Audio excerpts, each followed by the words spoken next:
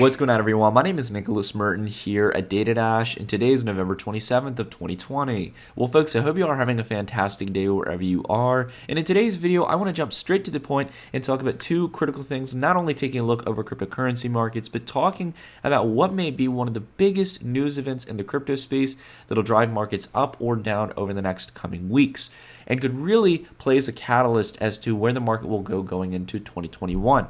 All right, so let's go ahead and dive straight into it. Starting off here, just taking a quick look over the market. A lot of people still on edge with how Bitcoin reacted recently, going down towards the upper $16,000 to lower $17,000 range over the last 24 hours, because Bitcoin is still hanging on the lower end of that correction tory. The vast majority of cryptocurrencies are still in negative territory in the red right now. However, I want to go ahead and dive into this on the hourly chart here. Daily chart here, Bitcoin hanging on the lower end here, this correction, not recouping a lot of the gains so far. On the hourly, things are looking relatively neutral though. We've been having higher lows, but we have yet to really pass towards this resistance point here. This level 17,400 is going to be very critical because it was resistance 2 times here. So we want to make sure to get above that and set in higher highs. That's going to be a confirmation for the rest of the recovery. And along with that as well, this level was also support here and back over here as a midpoint between the continuation of the cycle. So again, we're going to be watching for that price level, but so far remaining relatively neutral on Bitcoin at the moment. Altcoins, on the other hand, are showing pretty good signs of confidence here. As much as they're pulling back on some of their gains here with Bitcoin in the red, you can see that the vast majority of altcoins here, or at least the dominance in altcoins, has maintained at a much higher low than back here in just back a week ago in regards to November of 2020. It was a higher low than here and a higher low than here, which is really good to see, and it showcases that the optimism is returning to altcoins, as it historically does when Bitcoin revisits near its all-time highs. And I think it'll continue to grow going into the rest of the year and into 2021, setting in a new established low and climbing higher to test these other points of resistance later on into this year. Now, in summary, just want to let you all know I've been averaging into the market here, and the reason why is because I like to buy at discounts, and I want to mention in just a sense of perspective here to the question that many people might have, is this correction extremely substantial? Is this something to worry about in regards to the future? Well, I'm going to go ahead and do what I usually do, and I like to share my view of taking a look at longer term time frames. So if you look here at the 7-day chart for global market capitalization, it's going to look awful here in this case, closing down the entire week here and actually going lower than where we started back here on November 20th. Seems scary, right? Well, take a look at the monthly chart here. We're actually well beyond where we were back a month ago at $400 million, and technically at an absolute low around $389 billion. Let's take a look at the last 3 months. Last 3 months, we were at a valuation of $354 billion with an absolute low of around $323 billion. Take a look at the yearly chart. We were at around $200 billion with an absolute low back in March of around $140 billion. I actually think it went a little bit lower than that. If we zoom in, we can see that the absolute low valuation was $129 billion.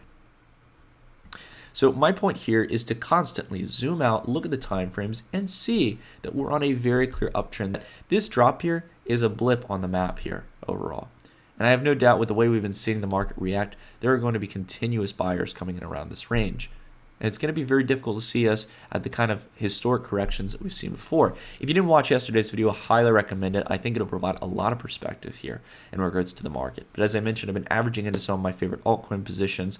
And I know we've got our top 10 altcoin video coming up here in the next few weeks when I return back home to the East Coast. So I'm very excited for that. You guys won't want to miss it. Okay, so let's go ahead and dive into the big news here, guys. I don't want to push it off any longer. We have to talk about what will be probably one of the biggest catalysts for markets moving higher or lower over the next few weeks. And that is the news coming out of China. The Chinese police have seized over $4.2 billion in crypto from what's known as the Plus token Ponzi scheme. Okay, now I know there's a lot of fresh faces here in the space. There's a lot of you who maybe haven't heard about this. There's no problem to that. It happened back probably almost about a year ago now. It's been a while. But simply speaking, I want to go ahead and explain what Plus token is. Plus token was a massive Ponzi scheme, mainly originating out of China. It had affected people globally, but mainly in China in this case. And the way that it worked, much like most Ponzi schemes, is that you have to put money into it, and on paper, everyone looks like they're getting rich. And in this case, they required that people buy cryptocurrencies in order to participate and deposit it into the platform.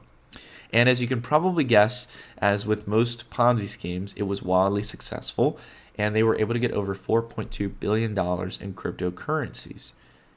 Now, when the Ponzi scheme had basically shut down, people had run away with the money, a lot of people had thought that that crypto was lost forever. But it tends to be that through investigation, authorities are eventually able to find these participants, much like in many cases with BitConnect in the same way. And now we have, in this case, a statement from the Chinese police that they own and have taken control back of the $4.2 billion in crypto assets. Now, what does this look like here? Just to get a better visual representation, we actually know from the report how this breaks up. There's about $3.3 billion of Bitcoin that was seized here, almost $500 million in Ethereum. And down the list here, a couple $100 million of XRP, Litecoin, EOS, Bitcoin Cash, Dogecoin, Dash, and USD Tether.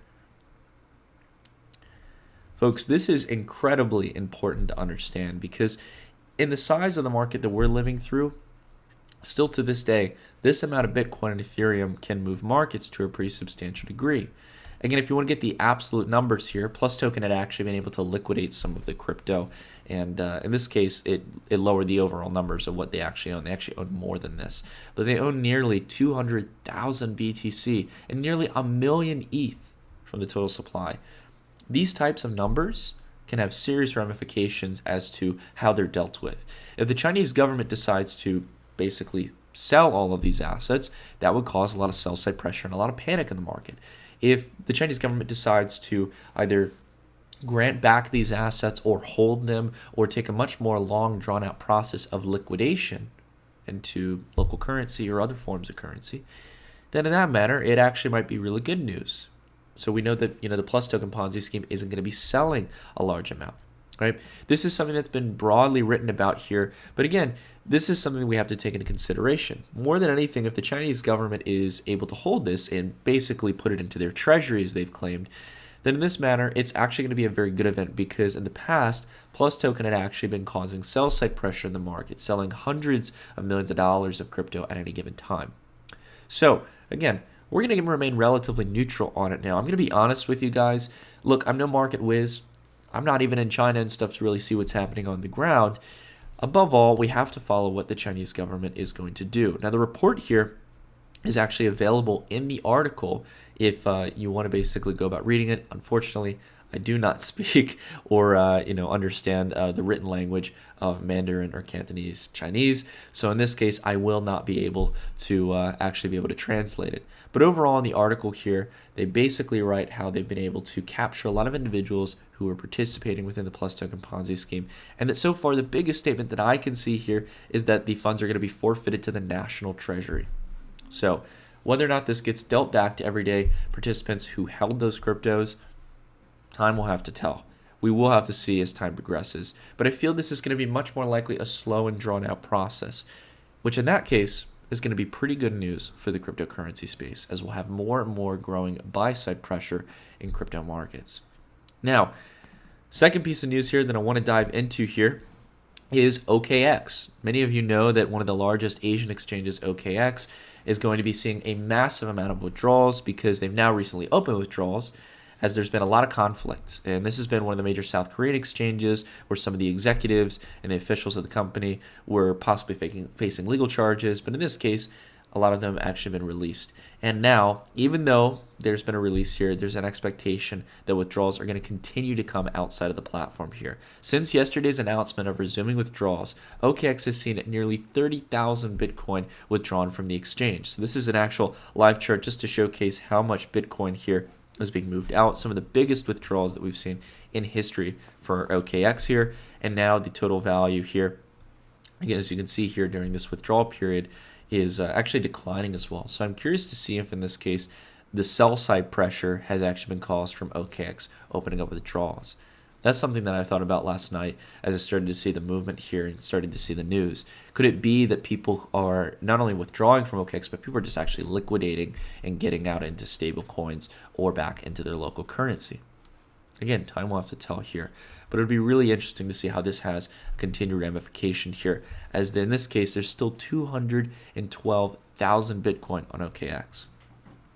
I think that more than anything, those Bitcoin are going to find a new home. We might just be seeing some panic sellers across the board. Alrighty, everyone, so that's it for today's video. Again, keep in mind, these are some of the biggest events we need to watch for. What's happening with OKX here, where those Bitcoin tend to go, and along with that as well, what happens here with the Plus token Ponzi scheme getting finally settled.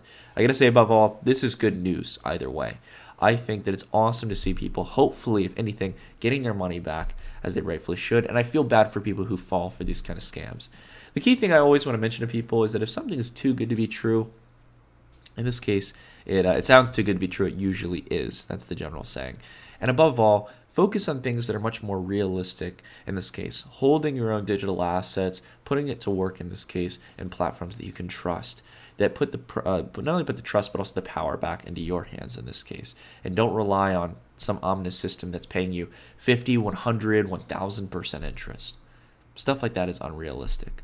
And the more and more we see of this in the space, I hope it becomes more and more prevalent that it's not a safe place to put your assets. That's the best thing you can think about, is thinking about what's the safest place to put my money. Because in the wild, wild west of crypto, things like this are still happening.